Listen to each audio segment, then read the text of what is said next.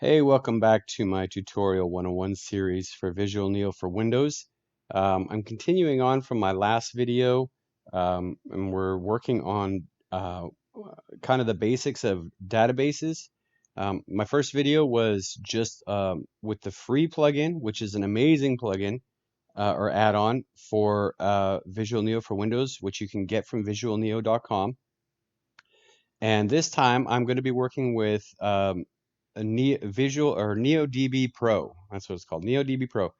And this one is it is a paid add-on, but it's like really it's inexpensive and astronomically useful.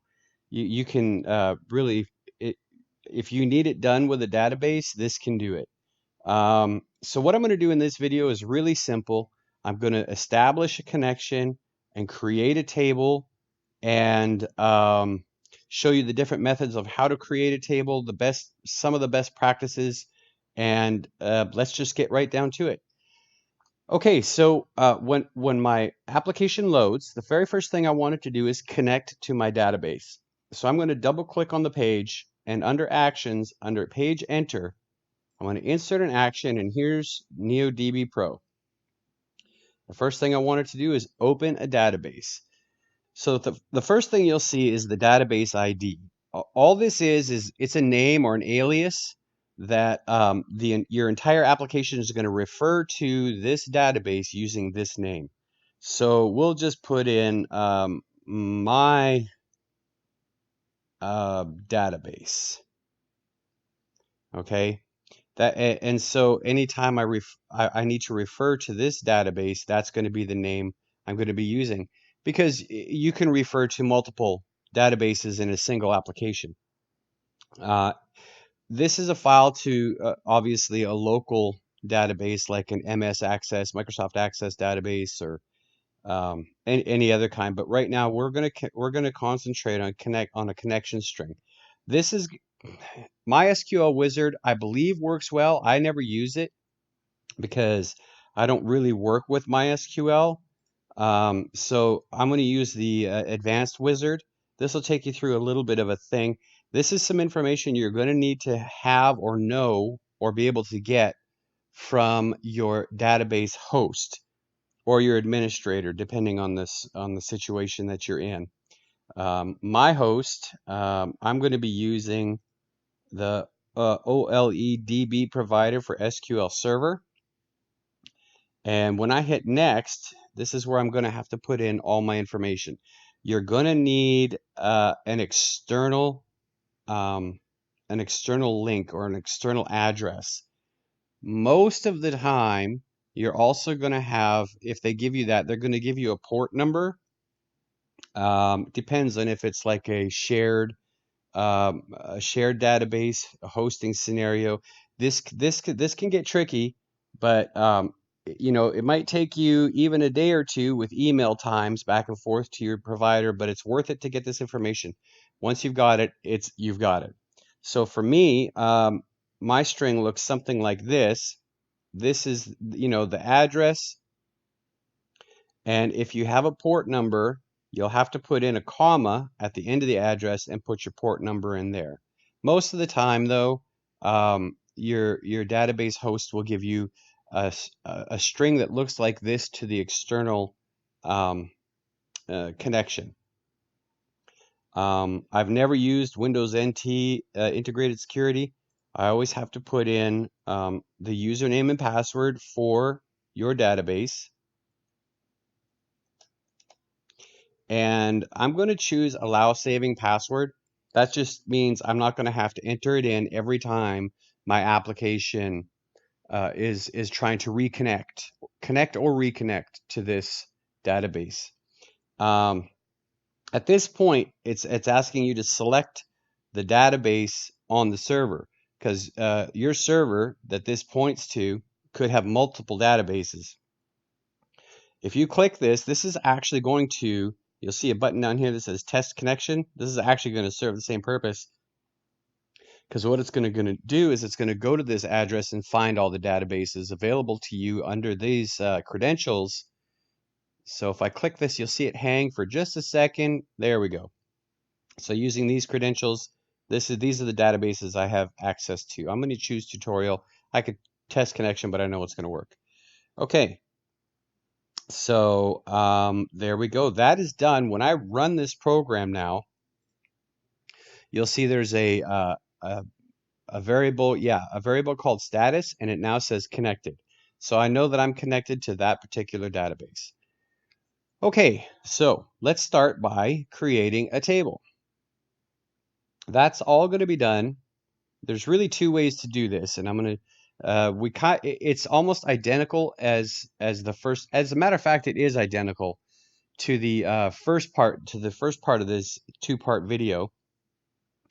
So if we go here and create a table, it's going to ask you which database ID that we gave it the name My Database. You give the table a name and you add your fields just like we did in the first video. That's okay. However, I'm just going to go over some limitations here. I know that auto increment, I'm using the 2008 SQL infrastructure. Auto increment is not going to work. If I were to put a field in here named ID and I wanted to auto increment and make it the primary key, it's not going to work. It's going to return errors. The same goes for picture.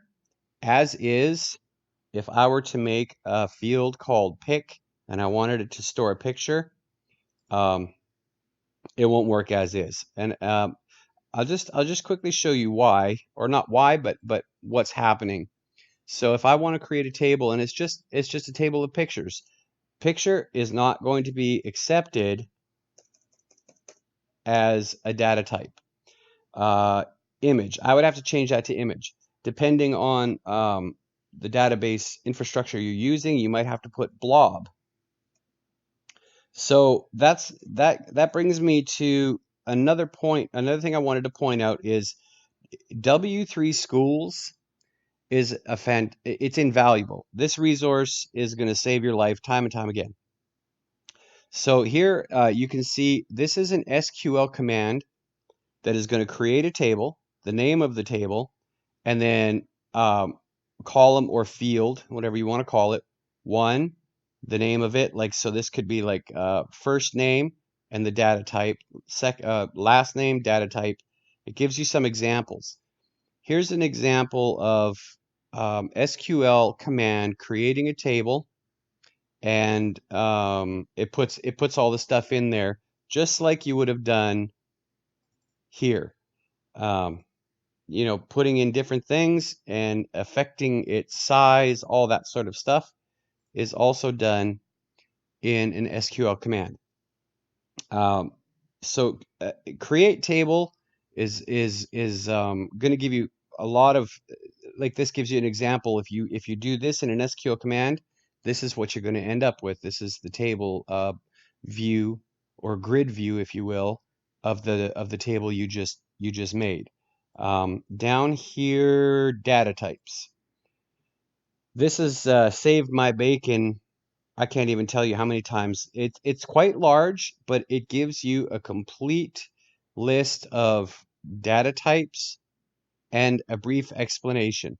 So if you're building very specific tables and you want different specific data types, this is a great list to look up. Using this and all the data that's in there, you will be able to build a statement like this, which will get the job done. Now, how does that help us here in VisualNeo? Well, what we'll do is I'll show you one other command real quickly, and that is very short. Where is it? It's a very short list. If I can find it. There you go. Execute an SQL command. So if I if I go here and I just want to copy and paste this, I can copy this, put it in here, and it's that simple. Now, I could adjust this from my own. Instead of persons, I want the table to be called people. And an ID is going to be an int, last name, varchar, that's huge, but first name, address, so forth. So now down here, results, that you can run queries in here as well. And the results from that query can be put in a temporary table, which is just it's fantastic. I'll get into that more. But so this string of code is going to do the same thing as if we were to have used create table. So let's run it and see.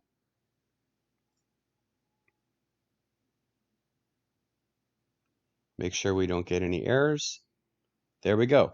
Now, one way I can check, and this is the last thing I'm going to touch on because this isn't really VisualNeo based, but as far as building tables and managing databases, you can do everything this way, but there's a much easier way.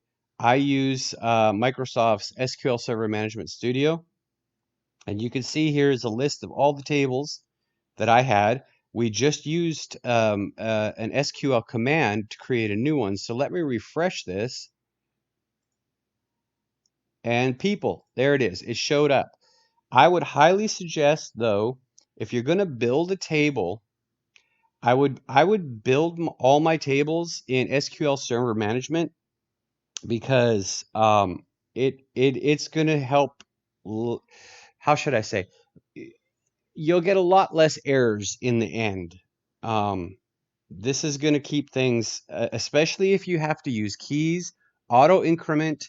Like for instance, I'll do this really quickly. Let's say I wanted to have an ID column, and obviously that's going to be an integer. You have some options here. You can use unique identifiers, but I'm not going to get into that right now. I'm just going to use an integer, and I'm not going to allow nulls. That means it can't be empty. Now, if I come under here, under the column properties,